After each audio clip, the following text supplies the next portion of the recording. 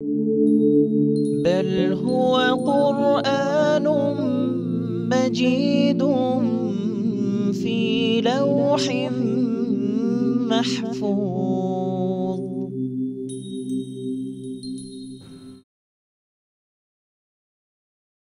بسم الله الرحمن الرحيم. ألف لام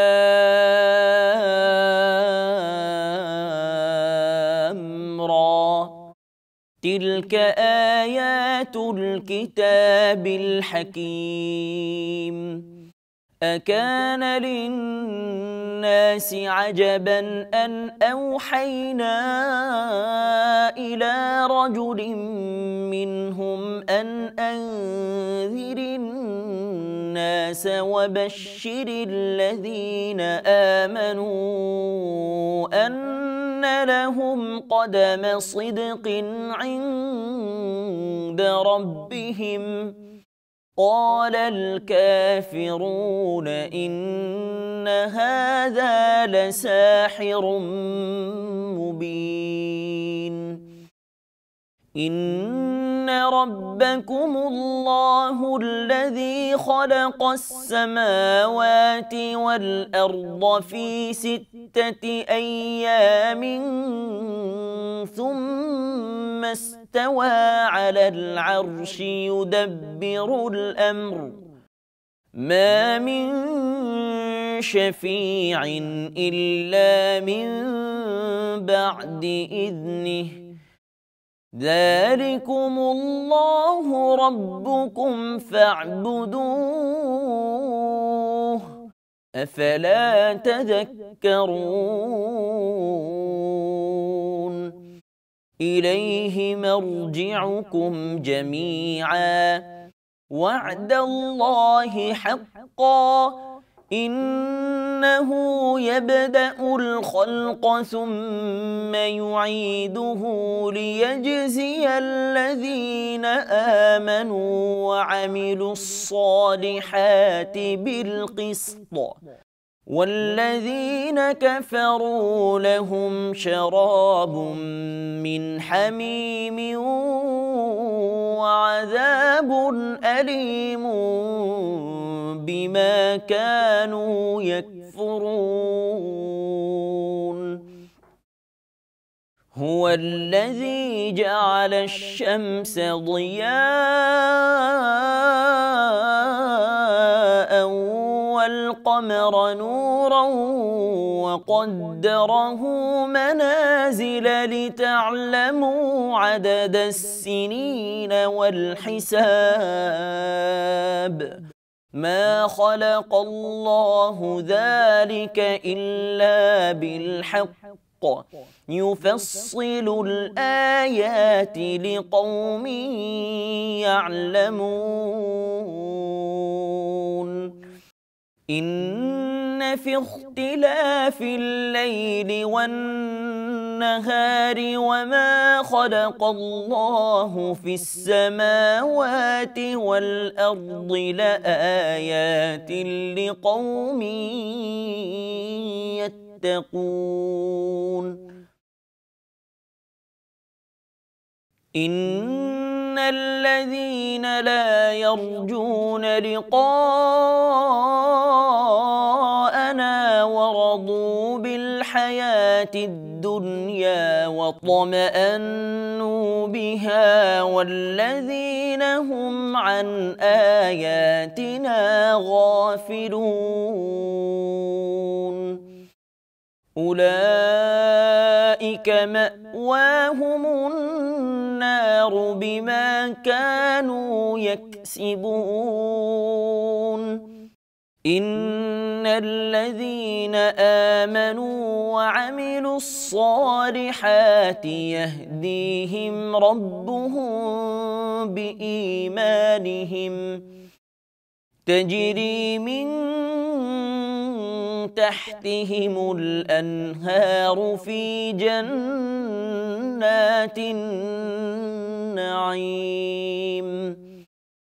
دعواهم فيها سبحانك اللهم وتحيتهم فيها سلام وآخر دعواهم أن الحمد لله رب العالمين.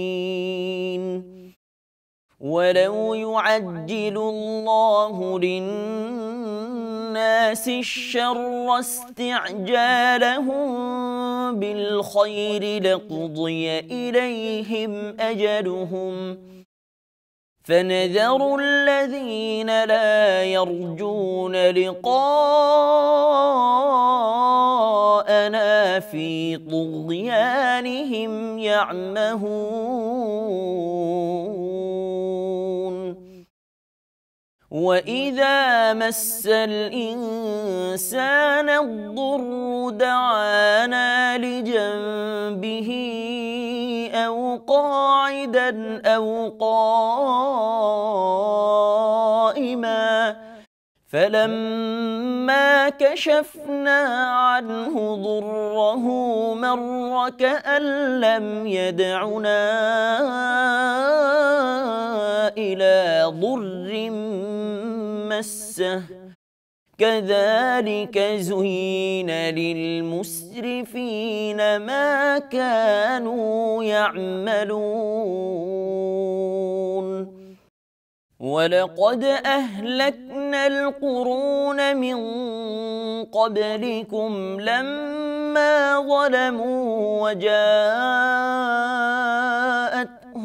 رسلهم بالبينات وما كانوا ليؤمنوا كذلك نجزي القوم المجرمين. ثم جعلناكم خلائف في الأرض من بعدهم لننظر كيف تعملون. وإذا تتلى عليهم آياتنا بينات قال الذين لا يرجون لقاءنا ائت بقرآن غير هذا أو بدله قل ما يكون لي أن أبدله من تلقاء نفسي إن أتبع إلا ما يوحى إلي إني أخاف إن عصيت ربي عذاب يوم عظيم.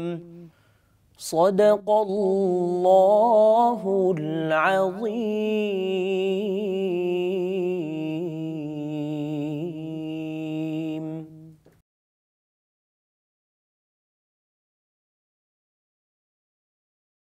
দয়াময় পরম দয়ালু আল্লাহর নামে। আলিফ লাম রা, এইগুলি জ্ঞানগর্ভ কিতাবের আয়াত।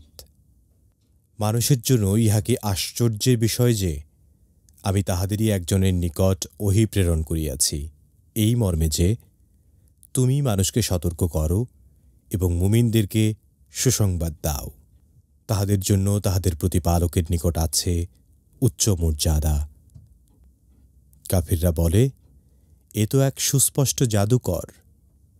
তোমাদের প্রতিপালক আল্লাহ, যিনি আকাশমণ্ডলী ও পৃথিবী 6 দিনে সৃষ্টি করেন, অতঃপর তিনি আরশে সমাসীন হন। তিনি সকল বিষয় পরিচালনা করেন। তাহার অনুমতি লাভ না করিয়া সুপারিশ করিবার কেহ নাই। ইনি আল্লাহ তোমাদের প্রতিপালক, সুতরাং তাহার ইবাদত করো। তবুও কি তোমরা উপদেশ গ্রহণ করিবে না? তাহারই নিকট তোমাদের সকলের প্রত্যাবর্তন। আল্লাহর প্রতিশ্রুতি সত্য। সৃষ্টিকে তিনিই প্রথম অস্তিত্বে আনেন, অতঃপর উহার পুনরাবর্তন ঘটান। যাহারা মুমিন ও সৎকর্মপরায়ণ তাহাদেরকে ন্যায় বিচারের সঙ্গে কর্মফল প্রদানের জন্য, এবং যাহারা কাফির তাহারা কুফরি করিত বলিয়া তাহাদের জন্য রহিয়াছে অতুষ্ণ পানীয় ও মর্মন্তুদ শাস্তি। তিনিই সূর্যকে তেজস্কর ও চন্দ্রকে জ্যোতির্ময় করিয়াছেন এবং উহার মঞ্জিল নির্দিষ্ট করিয়াছেন, যাহাতে তোমরা বৎসর গণনা ও সময়ের হিসাব জানিতে পারো। আল্লাহ ইহা নিরর্থক সৃষ্টি করেন নাই। জ্ঞানী সম্প্রদায়ের জন্য তিনি এই সমস্ত নিদর্শন বিশদভাবে বিবৃত করেন। নিশ্চয় দিবস ও রাত্রির পরিবর্তনে এবং আল্লাহ আকাশমণ্ডলী ও পৃথিবীতে যাহা সৃষ্টি করিয়াছেন তাহাতে নিদর্শন রহিয়াছে মুত্তাকী সম্প্রদায়ের জন্য।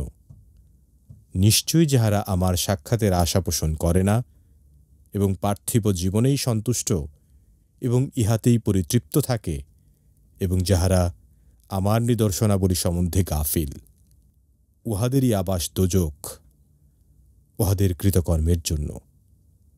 যাহারা মুমিন ও সৎকর্মপরায়ণ তাহাদের প্রতিপালক তাহাদের ঈমান হেতু তাহাদেরকে পথনির্দেশ করিবেন। সুখদ কাননে তাহাদের পাদদেশে নহরসমূহ প্রবাহিত হইবে। সেখানে তাহাদের ধ্বনি হইবে, হে আল্লাহ, তুমি মহান, পবিত্র। এবং সেখানে তাহাদের অভিবাদন হইবে, সালাম। এবং তাহাদের শেষ ধ্বনি হইবে এই, সকল প্রশংসা জগৎসমূহের প্রতিপালক আল্লাহর প্রাপ্য। আল্লাহ যদি মানুষের অকল্যাণ ত্বরান্বিত করিতেন, যেভাবে তাহারা তাহাদের কল্যাণ ত্বরান্বিত করিতে চায়, তবে অবশ্যই তাহাদের মৃত্যু ঘটিত। সুতরাং যাহারা আমার সাক্ষাতের আশা পোষণ করে না, তাহাদেরকে আমি তাহাদের অবাধ্যতায় উদ্ভ্রান্তের ন্যায় ঘুরিয়া বেড়াইতে দেই। আর মানুষকে যখন দুঃখ দৈন্য স্পর্শ করে, তখন সে শুইয়া, বসিয়া অথবা দাঁড়াইয়া আমাকে ডাকিয়া থাকে। অতঃপর আমি যখন তাহার দুঃখ দৈন্য দূরীভূত করি, সে এমন পথ অবলম্বন করে যেন তাহাকে যে দুঃখ দৈন্য স্পর্শ করিয়াছিল তাহার জন্য সে আমাকে ডাকেই নাই। যাহারা সীমালঙ্ঘন করে, তাহাদের আমল তাহাদের নিকট এইভাবে শোভনীয় করিয়া দেওয়া হইয়াছে। তোমাদের পূর্বে বহু মানব গোষ্ঠীকে আমি তো ধ্বংস করিয়াছি, যখন তাহারা সীমা অতিক্রম করিয়াছিল। স্পষ্ট নিদর্শন সহ তাহাদের নিকট তাহাদের রাসূলগণ আসিয়াছিল, কিন্তু তাহারা ঈমান আনিবার জন্য প্রস্তুত ছিল না। এইভাবে আমি অপরাধী সম্প্রদায়কে প্রতিফল দিয়া থাকি। অতঃপর আমি উহাদের পর পৃথিবীতে তোমাদেরকে স্থলাভিষিক্ত করিয়াছি, তোমরা কিরূপ আমল করো তা দেখিবার জন্য। যখন আমার আয়াত যাহা সুস্পষ্ট তাহাদের নিকট পাঠ করা হয়, তখন যাহারা আমার সাক্ষাতের আশা পোষণ করে না, তাহারা বলে, অন্য এক কোরআন আনো ইহা ছাড়া, অথবা ইহাকে বদলাও। বলো, নিজ হইতে ইহা বদলানো আমার কাজ নয়। আমার প্রতি যাহা ওহী হয়, আমি কেবল তাহারই অনুসরণ করি। আমি আমার প্রতিপালকের অবাধ্যতা করিলে অবশ্যই আমি মহাদিবসের শাস্তির আশঙ্কা করি।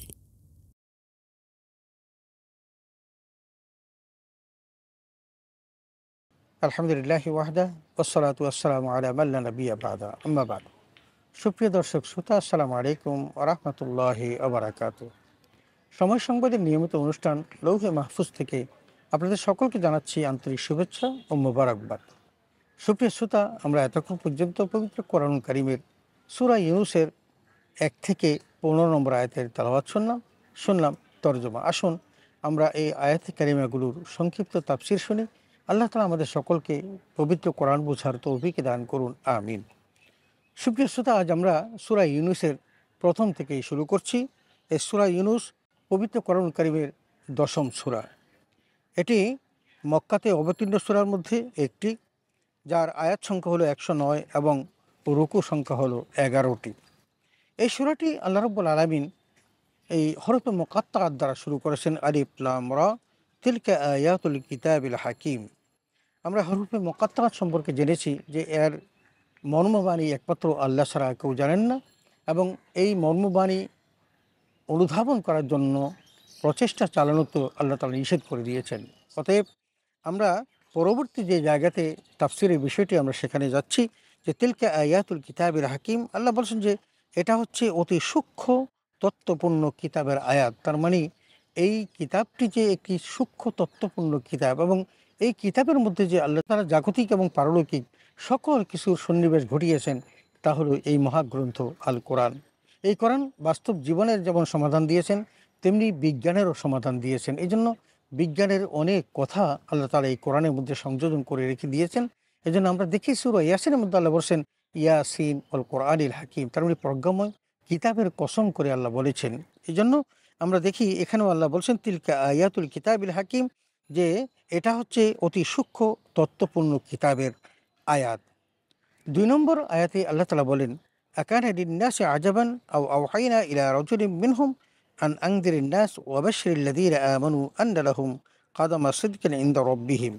এখানে আল্লাহ বলছেন যে লোকদের জন্য এটা কি বিস্ময়কর মনে হয়েছে যে আমি তাদের মধ্য হতে একজনের নিকট ওহী প্রেরণ করেছি, এই মর্মে যে তুমি সকলকে ভয় প্রদর্শন করো এবং যারা ঈমান এনেছে তাদেরকে এই সুসংবাদ দাও যে তারা তাদের রবের নিকট পূর্ণ মর্যাদা লাভ করবে।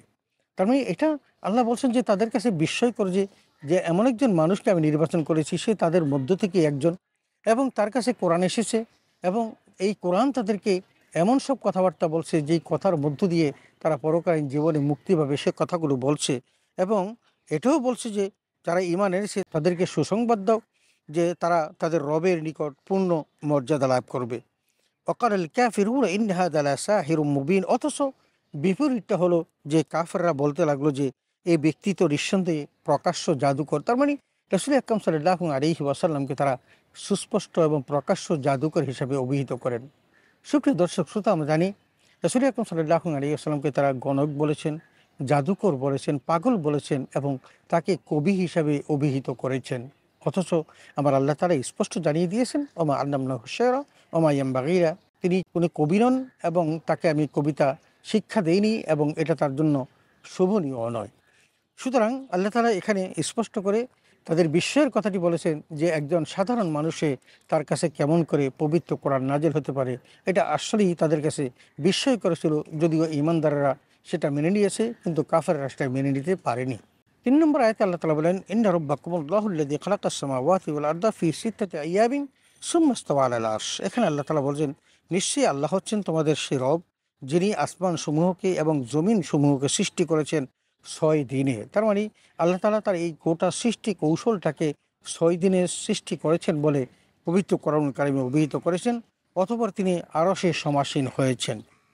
তিনি প্রত্যেক কাজ পরিচালনা করেন, তার অনুমতি ছাড়া সুপারিশ করার কেউ নেই। তার মানে আল্লাহর কাছে যে সুপারিশ করবে, সেই সুপারিশ করার জন্য আল্লাহর অনুমতি প্রয়োজন।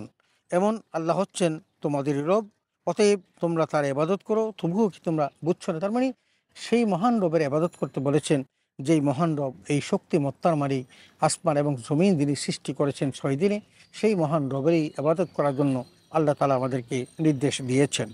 ৪ নম্বর আয়াতে আল্লাহ তাআলা বলেন ইলাইহি মারজিউকুম জামিয়া ওয়াদাল্লাহি আলাইকুম হাক্কা, যে তোমাদের সকলকে তার দিকে ফিরে যেতে হবে। তা ঠিক, একথা আমাদের মানতেই হবে, এবং পরকালে যে বিশ্বাস করবে না তার কিন্তু ঈমান থাকবে না।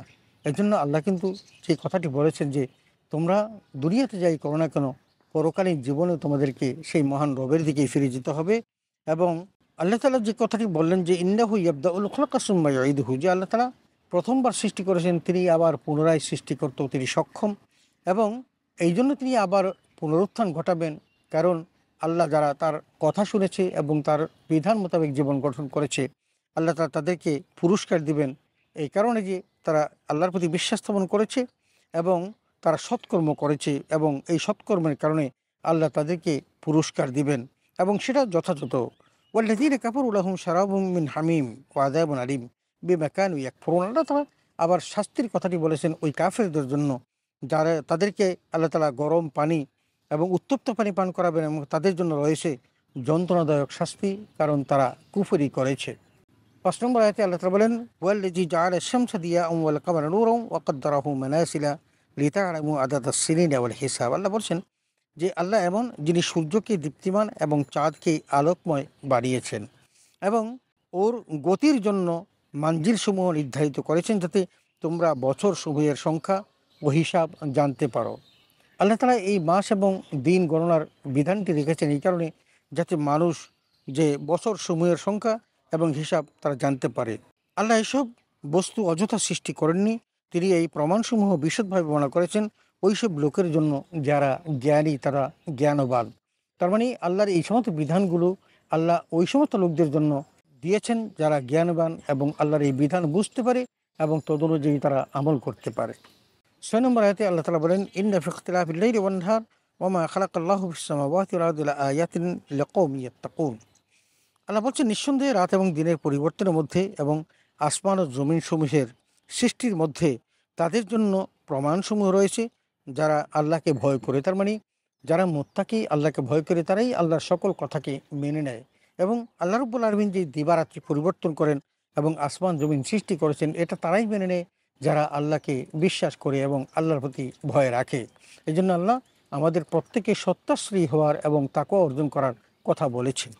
7 নম্বর আয়াতে আল্লাহ তাআলা বলেন, ইন্নাল্লাযীনা লা ইয়ারজুনা লিকানা ওয়া রাদু বিল হায়াতিদ দুনিয়া ওয়া তামাউনু বিহা ওয়াল্লাযীনা হুম আন আয়াতিনা গাফিলুন। আল্লাহ বলছেন, যারা আমার সাথে সাক্ষাতের আশা পোষণ করে না এবং পার্থিব জীবনেই পরিতৃপ্ত এবং এতেই নিশ্চিন্ত থাকে এবং যারা আমার নির্দেশাবলী সম্বন্ধে গাফিল।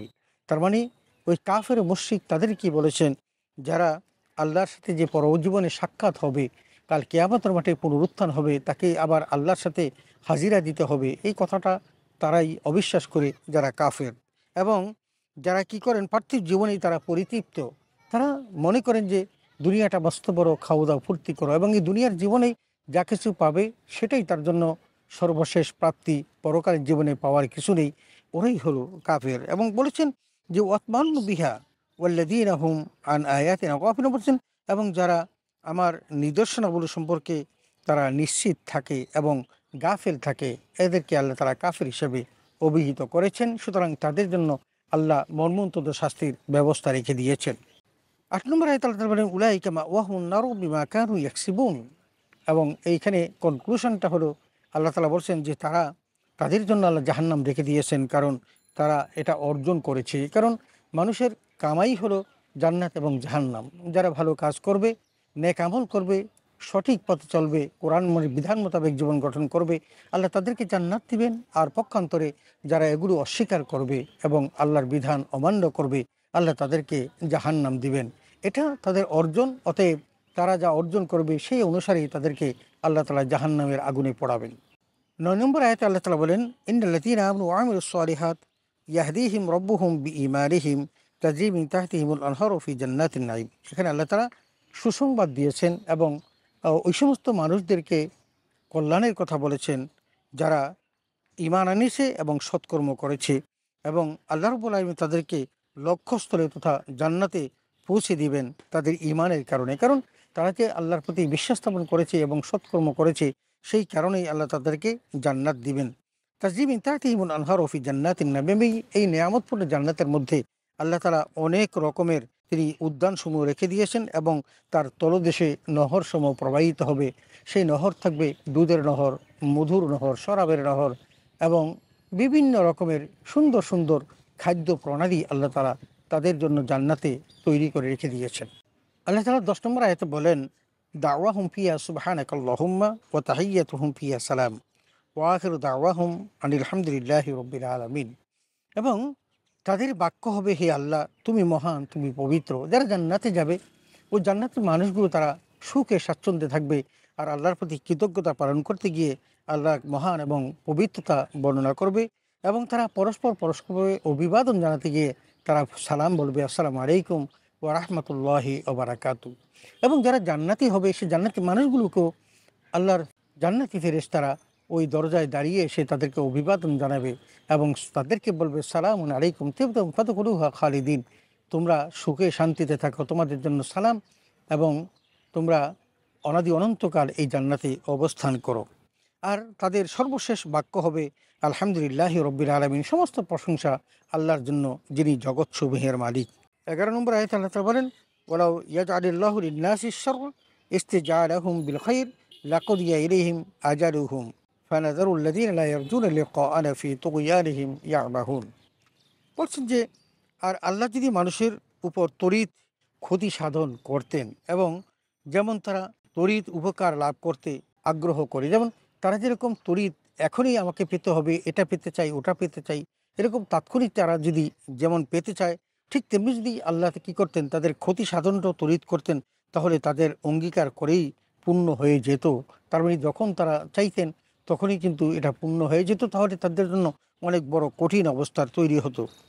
অতঃপর আমি সেই লোকদেরকে যারা আমার নিকট উপস্থিত হওয়ার চিন্তা করে না, ছেড়ে দিই তাদের অবস্থার উপর, যেন তারা তাদের অবাধ্যতার মধ্যে ঘুরপাক খেতে থাকে। তার মানে যে এই সমস্ত মানুষগুলো তারা তাদের অবাধ্যতার মধ্যে ঘুরপাক খেতে থাকে, আল্লাহর প্রতি তারা মনোনিবেশ করে না এবং তারা সত্যের পথেও তারা চলতে চায় না, তারা সবসময় অন্যায়ের উপর অবিচল থাকে। আর এই অবিচল থাকার মূল কারণটা হলো যে আল্লাহ তাআলা তাদেরকে ফিতুকিয়ানিহিম ইয়ামাহুন, তাদের অন্ধত্বের মধ্যে আল্লাহ তাদেরকে ঘুরপাক খাওয়ার জন্য ছেড়ে দিয়েছেন। 12 নম্বর আয়াতে আল্লাহ তাআলা বলেন, ওয়াইযা মাসাল ইনসানু দুররু দাআনা লিজামবিহি আও কাইদান আও কাইমান ফালাম্মা কাশাফনা আনহু দুররা মাররা কাআল্লাম ইয়াদউনা ইলা দুররিন মাসসাহু কাযালিকা যুয়্যিনা লিল মুসরিমিনা মা কানু ইয়ামালুন। এখানে আল্লাহ বলছেন, আর যখন মানুষকে কোনো ক্লেশ স্পর্শ করে বা কোনো কষ্ট দুঃখ স্পর্শ করে, তখন আমাকে তারা ডাকতে থাকে, শুয়ে বসে এবং দাঁড়িয়েও। তার মানে সর্বাবস্থায় তখন আমাকে ডাকে, কারণ তার উপর তখন প্রচণ্ড বিপদ আপতিত হয়। আর বিপদে যখনই তারা আমাকে স্মরণ করে এবং বিপদে পড়লেই তারা আমাকে বেশি বেশি করে ডাকে, এবং সেই ডাকাটা শুয়ে বসে দাঁড়িয়ে সর্বাবস্থায়। অতঃপর যখন আমি তার সেই কষ্ট দূর করে দিই, তখন সে নিজের পূর্বাবস্থায় ফিরে যায়, যেমনটি আগে ছিল সে অবস্থায় আবার ফিরে যায়। আল্লাহর এই মহাপবিত্র এই সত্তাকে তখন তারা ভুলে যায় এবং আল্লাহ যে বিশেষ করুণায় তাকে এই কষ্ট থেকে বাঁচিয়েছেন এ কথাটি সে ভুলতে বসে। যে কষ্ট তাকে স্পর্শ করেছিল তা মোচন করার জন্য সেই জন্য আমাকে কখনো ডাকেইনি। তার অবস্থা এমন যে যে একটু আগে সে আমাকে এমনভাবে ডেকেছিল, নদীতে যখন প্রবল ঢেউ উঠল, তিনি যখন নদীর মধ্যে সাগরের মধ্যে তিনি নৌকা ডাঙ্গা অথবা যে কোনো জায়গাতে তিনি যখন ছিলেন, এই ভয়ে যখন আল্লাহকে ডাকতেন। কিন্তু যখন ফালাম্মা নাজ্জাহুম ইলাল বাররি, যখন তাকে তীরে উঠানো হলো, আল্লাহ তীরে পৌঁছে দিলেন, তখনই সে আবার আগের অবস্থায় ফিরে গেল। আল্লাহ বলছেন যে কাযালিকা যুয়্যিনা লিল মুসরিমিনা মা কানু ইয়ামালুন, যে এই সীমা লঙ্ঘনকারীদের কার্যকলাপ তাদের কাছে এরূপই পছন্দনীয় মনে হয়। 13 নম্বর আয়াতে আল্লাহ তাআলা বলেন, ওয়ালাকাদ আহলাকনাল কুরুনা মিন ক্বাবলিকুম লাম্মা যালামু ওয়া জাআতহুম রাসূলুহুম বিল-বায়িনাত ওয়া মা কানু লিয়ুমিনু। আল্লাহ বলছেন, আমি তোমাদের পূর্বে অনেক জাতিসমূহকে ধ্বংস করে দিয়েছি, তারা জুলুম করেছিল, অথচ তোমাদের নিকট তাদের রাসূলগণ প্রমাণাদি সহ আগমন করেছিল, কিন্তু কিছুতেই তারা ঈমান আনলো না। আমি পথভ্রষ্ট মানুষগুলিকে সঠিক পথ দেখার জন্য যুগে যুগে অসংখ্য নবী এবং রাসূল পাঠিয়েছি, সেই পূর্ববর্তী জাতিসমূহের কাছেও পাঠিয়েছিলাম, কিন্তু তারা খেয়াল করেনি এবং তাদের কথাও তারা শুনেনি, কিন্তু কিছুতেই তারা ঈমান আনলো না। আর আমি অপরাধীদেরকে এই রূপেই শাস্তি দিয়ে থাকি যে তারা যখন অপরাধ করে তখন তাদের অপরাধের মধ্যে আমি তাদেরকে ঢিল দিয়ে রাখি এবং এই অপরাধ করতে করতে একদিন তারা মৃত্যুমুখে পতিত হয় এবং জাহান্নামের পথে চলে যায়। 14 নম্বর আয়াতে আল্লাহ তাআলা বলেন, সুম্মা জাআলনাকুম খলাইফা ফিল আরদ মিন বা'দিহিম লিনানজুরা কাইফা তা'মালুন। আল্লাহ তাআলা তার জাতিসমূহকে ধ্বংস করে দিয়েছেন, কেন করেছেন সে কথাটি বলতে গিয়ে বলেন, অতঃপর আমি তাদের স্থলে তোমাদেরকে তাদের পর ভূমণ্ডলে আবাদ করলাম, যেন আমি প্রত্যক্ষ করি তোমরা কিরূপ কাজ করো। তার মানে আল্লাহর বিধানটাই হলো, কেউ যদি অত্যাচার করে জুলুম করে, আল্লাহ সেই জালেমটাকে ওই জায়গা থেকে সরিয়ে দেন এবং অন্য একটা জাতিকে সেখানে প্রোভাইড করেন, তাকে জায়গা দেন, সুযোগ দেন। কেন দেন? আল্লাহ বলছেন যে লিনানজুরা কাইফা তা'মালুন, যে যাকে আমি এখানে বসালাম সে কিভাবে কাজ করে, কিভাবে চলে, সে কি আগের ওই ধ্বংসস্তূপে পরিণত হওয়া মানুষগুলোর মতোই চলে, নাকি সে নিজেকে পরিশুদ্ধ করে, এটা পরীক্ষা করার জন্য আমি এই জাতিসমূহকে একদিকে ধ্বংস করি এবং সেই জায়গাতে অন্যকে আমি প্রমোট করি, এটা দেখার এই জন্য যাতে করে তারা ভালো কাজ করে কিনা। সুপ্রিয় শ্রোতা, 15 নম্বর আয়াতে আল্লাহ তাআলা বলেন, ওয়াইজা তুতলা আলাইহিম আয়াতুনা বায়্যিনাত ক্বালা আল্লাযীনা লা ইয়ারজুনা লিকাআনা আতি বিকুরআনিন গায়রি হাযা আও বাদদিলহু। এখানে আল্লাহ বলছেন, আর যখন তাদের সামনে আমার আয়াতসমূহ পাঠ করা হয়, তেলাওয়াত করা হয়, যা অতি স্পষ্ট, তখন ওইসব লোক যাদের নিকট উপস্থিত হওয়ার চিন্তা নেই, এরূপ বলে, এটা ছাড়া অন্য কোনো কোরআন আনয়ন করুন অথবা এতেই কিছু পরিবর্তন করুন। তার মানে কোরআনকে পরিবর্তন করার জন্য তারা আল্লাহ রাসূলের কাছে প্রস্তাব পেশ করে এবং বলেন যে যে অন্য একটা কোরআন আনুন অথবা এটাকে পরিবর্তন করে দিন। রাসূলকে আল্লাহ তাআলা বলেন, কুল মা ইয়াকুনু লি আন উবাদদিলাহু, হে মানুষেরা তোমরা জেনে রাখো যে আমার এই কোরআনের মধ্যে কোনো পরিবর্তন করা সম্ভব নয়। আমি তো শুধুমাত্র উহারই অনুসরণ করব যা আল্লাহ তাআলা আমাকে ওহী হিসাবে প্রেরণ করেন। ইন আত্তাবিউ ইল্লা মা ইউহা ইলাইয়া, আমি অনুসরণ করব তারই যা আমার আল্লাহ তাআলা আমাকে ওহী হিসাবে বলতে বলেছেন, করতে বলেছেন। ইন্নী আখাফু ইন আসাইতু রব্বি আযাবা ইয়াউমিন আযীম, আমি যদি আমার রবের নাফরমানি করি তাহলে আমি এক অতি ভীষণ দিনের শাস্তির আশঙ্কা করছি, কারণ ওই দিন মহান রব্বুল আলামিন যখন বিচারের আসনে বসবেন তখন কিন্তু আমার কঠিন বিচার হবে। সুপ্রিয় শ্রোতা, আমরা এতক্ষণ পর্যন্ত পবিত্র কোরআন কারীমের সূরা ইউনূসের 1 থেকে 15 নম্বর আয়াতের তেলাওয়াত শুনলাম তর্জমা এবং তাফসীর। আসুন আমরা এই কোরআন মোতাবেক জীবনটা গঠন করি। আল্লাহ তাআলা এখানে সত্যাশ্রয়ী মানুষগুলোকে যে পুরস্কারের কথা বলেছেন এবং কাফেরদেরকে যে শাস্তির কথা বলেছেন, এগুলো আমরা অনুধাবন করি, বিশ্বাস করি এবং বিশ্বাসের মধ্য দিয়ে আমরা আমাদের জীবনটাকে গঠন করার চেষ্টা করি। তাহলে আমরা ইহ জগতে যেমন কল্যাণকামী হব, পরকালীন জীবনে আমরা মুক্তি পাবো এবং জান্নাত লাভ করতে পারবো। আল্লাহ তাআলা আমাদের সকলকে সে তৌফিক দান করুন, আমিন। ওয়া আখিরু দাওয়ানা আলহামদুলিল্লাহি রাব্বিল আলামিন। আসসালামু আলাইকুম ওয়া রাহমাতুল্লাহি ওয়া বারাকাতুহু।